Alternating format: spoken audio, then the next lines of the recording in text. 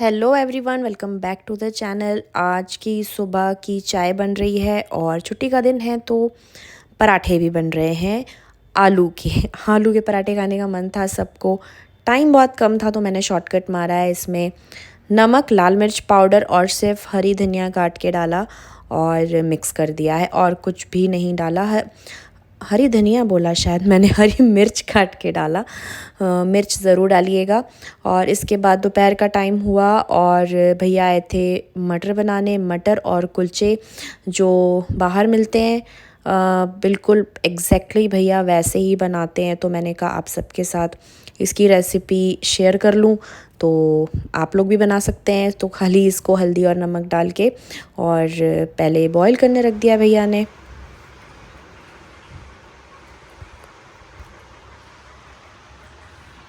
कावू कावू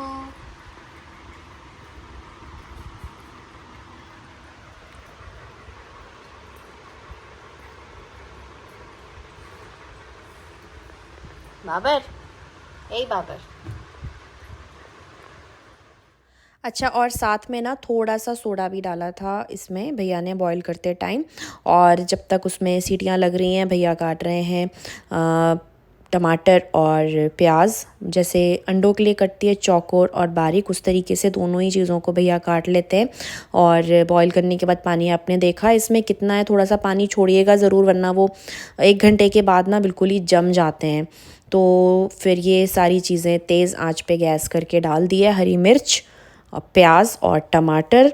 और क्वांटिटी अब मैं कैसे बताऊं, भैया सारा कुछ अंदाजे से करते हैं। वैसे अच्छे से एक बड़ा साइज़ का टमाटर और एक बड़ी साइज़ की प्याज लेनी है, जो काफ़ी बड़ी साइज़ की होती है ना वो वाली। और हरी मिर्च टेस्ट के अकॉर्डिंग कर लें। इसके बाद भैया ने डाला धनिया पाउडर, तो ये 1 चम्मच के करीब है। लाल मिर्च पाउडर थोड़ा सा कम ही डाला है। और ये है ज़ीरा पाउडर, तो ये आधा चम्मच। तो अगर 1 चम्मच धनिया का पाउडर डाल रहे हैं तो आधा चम्मच ज़ीरा पाउडर डालना है। ये है रेशियो, जो जितना अंदाज़ा मुझे समझ में आया। बाकी आप लोगों को भी वीडियो में दिख रहा होगा, कुछ चीज़ें ऊपर नीचे करके ट्राई करके देख सकते हैं। और बस अब इन सारी चीज़ों को मिक्स करना है और फुल ही आंच पे इसे 5-8 मिनट के करीब भैया देते हैं, जब तक कि टमाटर और प्याज जो है वो सॉफ्ट ना हो जाए। और थोड़ी देर के बाद जो है इसमें एक नींबू का रस डाल दिया है और अब वेट कर रहे हैं, बॉईल करेंगे। और धनिया काट के रखी है वो भी डाल देंगे साथ में और ये बन के तैयार हो जाएंगे।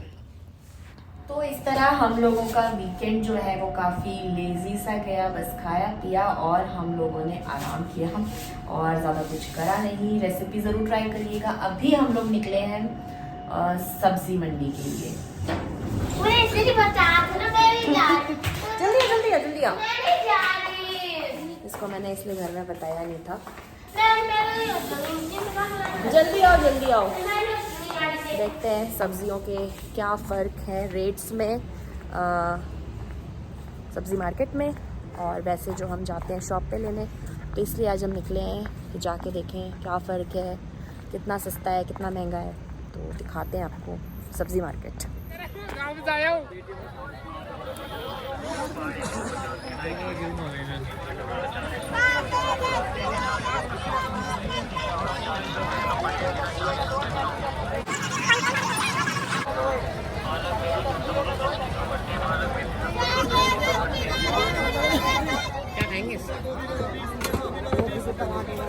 आजा भाई, बढ़िया धनिया मिलेगा, गोभी मिलेगी ताजा।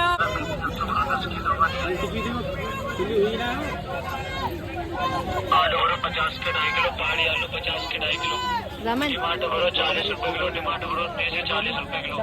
इतना मज़ा आया ना मुझे, मेरी हंसी नहीं बंद हो रही है। इतनी सस्ती सब्जियां दिखाती हूँ मैं लेकर क्या क्या आई हूँ। पालक जो मुझे मिली 10 रुपए गड्डी एक। मेथी ये भी 10 की। गोभी ये भी 20 रुपए किलो। और ये था 20 में आधा किलो, तो आधा किलो ही बनता है वैसे ये हमारे घर में। और ये था 30 का आधा किलो सेम। और ये भी 20 रुपए किलो। और ये भी 10 की गड्डी धनिया है तो ये मैंने 2 ली है। इतनी सस्ती, मतलब इतनी सस्ती, इतना मज़ा आ गया। ये मेरे घर के पास ही है। काफ़ी टाइम से गीता बोलती थी कि वहाँ जाया करो, वहाँ काफ़ी सस्ती सब्जियाँ मिलती हैं, लेकिन बस जाना नहीं होता था। एक तो मंडे लगती है ये, तो नहीं हो पाता था जाना। लेकिन आज मैंने कहा सब्जियों के रेट देख देख के ना, कभी प्याज महंगी, कभी टमाटर महंगे, आज मैं जाऊँगी, मैं लेकर आऊँगी सस्ती सब्जियाँ। खाने में आज बना है लहसुन की चटनी। मैं शायद पहले भी आप लोगों को दिखा चुकी हूँ। इसके साथ हम खाएंगे रोगनी रोटी, हमारे यहाँ बोला जाता है। और ये वाला जो आटा है भैया गूंद कर गए थे, ओवरफ्लो हो रहा है। ये दूध से गूंदता है, नमक और थोड़ा सा मोयन डाल के, घी या तेल कुछ भी, और फिर दूध से ये गूंदा जाता है। तो ये इसकी रोटी बनेगी और ये है चटनी। तो सब्ज़ी लेने जा रहे थे तो भैया को मना कर दिया, रोटी बनाने आप मत आओ। तो अब रोटी भी मुझे बनानी है। तो इन लोगों ने जब सुना रोटी और चटनी है तो वो खाली खाएंगे नहीं, बनेगी अंडे की भुर्जी साथ में। चला गया सुन के। अंडे की भुर्जी बनाती हूँ और ये रोटी और चटनी। जो ये मुंह बन रहा है इसका, देख और सुनकर ही मुंह बन चुका है कि मैं नहीं खाऊंगा। खाना तो पड़ेगा, खाना यही है। बाबर, कुन्नू कुन्नू कुन्नू, बाबर कहाँ जा रहे हो? कहाँ जा रहा है कुन्नू? बाबर खाना खाएगा? खाना खाएगा? गुडी गुडी खाना खाएगा? तो मैं बनाने लगी हूँ अंडे की भुर्जी, और इसकी तो क्या ही रेसिपी शेयर करना है, तो मैं सोच रही हूँ थोड़ी सी चिट चैट कर लेते हैं। तो मेरे दिमाग में एक बात आई थी, काफ़ी टाइम से मैं सोच रही थी आप लोगों से शेयर करूँगी, कि मैंने एक जगह ना पढ़ा था, कोट लिखा हुआ था कि सब्र का फल मीठा तो बहुत होता है, लेकिन जब तक वो मिलता है उसे खाने की इच्छा नहीं रहती। ये कोट था कुछ। तो पहली बात तो आप लोग कमेंट करिएगा, आप लोग क्या सोचते हैं इसके बारे में। मुझे तो ये जो कोट है काफ़ी ज़्यादा नेगेटिव लगा, और अगर कोई इस पे बिलीव करके चले तो इसका मतलब वो सब्र कर ही नहीं रहा।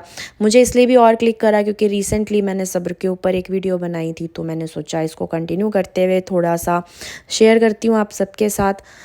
मीठा तो बहुत होता है, लेकिन जब तक वो मिलता है और उसे खाने की ख्वाहिश नहीं रहती, इच्छा नहीं रहती, तो इसका मतलब हमने सब्र करा ही नहीं। और जब हम सब्र कर रहे होते हैं, मतलब आप हर चीज़ छोड़ दें फिर अल्लाह के हाथ में, और अब आपको जो भी मिलेगा वो राइट टाइम पे मिलेगा। अगर आपने कोई चीज़ मांगी भी है, राइट टाइम पे मिलेगी। और हो सकता है आपने 1 लड्डू मांगा हो और आपको 10 लड्डू मिल जाए। तो कुछ ना कुछ हम वैसे रिलेट कर सकते हैं एग्ज़ाम्पल के तौर पे। तो ये तो सोचना बहुत ही ज़्यादा गलत है कि अब क्या फ़ायदा ये चीज़ मिलके। तो फिर हमें ज़रूर 5 मिनट 10 मिनट अपने आप को देने चाहिए और पूरा सोचना चाहिए कि हमें ये चीज़ तब क्यों नहीं मिली थी, और ज़रूर से कुछ ना कुछ निकल के आएगा पॉजिटिव साइड में, कि अगर ये चीज़ हमें तब मिली होती तो शायद वो हमारे लिए इतनी बेहतरी का काम ना करा हुआ था इसने जितना अब हमें अगर ये चीज़ मिली है तो हमारे हक़ में ये बहुत बेहतर है। ये ज़रूर आपको कंक्लूजन निकल कर आएगा जब आप 10 मिनट देंगे। लेकिन अगर आप यही सोचते रहेंगे कि नहीं अभी चाहिए मुझे, तो अभी नहीं मिला तो अब फिर हफ्ते भर बाद, साल भर बाद, 2 साल बाद अब ये मेरे किसी काम का नहीं है, तो ये कहीं ना कहीं नाशुक्री वाली बात होती है। आपका बिलीफ सिस्टम स्ट्रॉन्ग नहीं है, आपको उस पर काम करने की ज़रूरत है, और बहुत ज़्यादा काम करने की ज़रूरत है। और सब्र जब हम कर रहे हैं तो फिर सारा कुछ अल्लाह के हाथ में देकर और फिर ही सब्र करना चाहिए कि बस अब तो जो होगा वो अच्छा होगा, और जितना भी मैंने मांगा है उससे 10 गुना ज़्यादा अच्छा होगा, यही सोचना चाहिए। वरना आपने जितना सब्र करा, जब आपको उसका फल मिल रहा है और आप सोच रहे हैं अब मेरे ये किस काम का, तो आप नाशुक्रे भी बन रहे हैं। तो सारा कुछ आपने अपना सिस्टम ही हिला दिया, बिलीफ सिस्टम भी हिला दिया आपने, तो अपने सब्र को भी एक हिसाब से वेस्ट कर दिया कि आपने मिली कोई चीज़ और उसकी कदर नहीं करी है। तो इसलिए सब्र करें तो फिर पूरे बिलीव के साथ करें कि अब सारा कुछ अच्छा ही होने वाला है और अच्छे वक्त में अच्छा होगा मेरे साथ।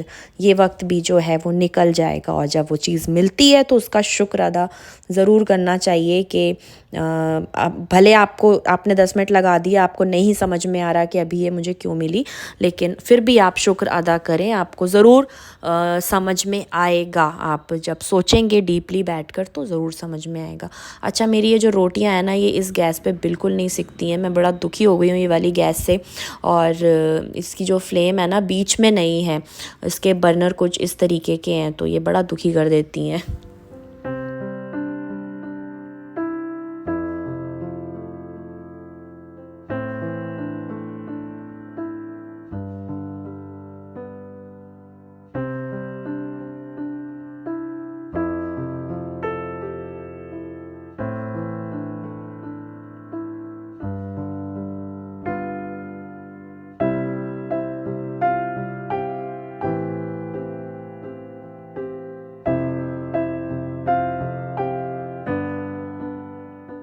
बहुत सारे खाना और खाने की रेसिपी और सब्ज़ी मंडी वाला ये व्लॉग मैं यहीं पे एंड करती हूँ। अगली बार फिर मिलेंगे नेक्स्ट व्लॉग में, तब तक के लिए bye bye and take care.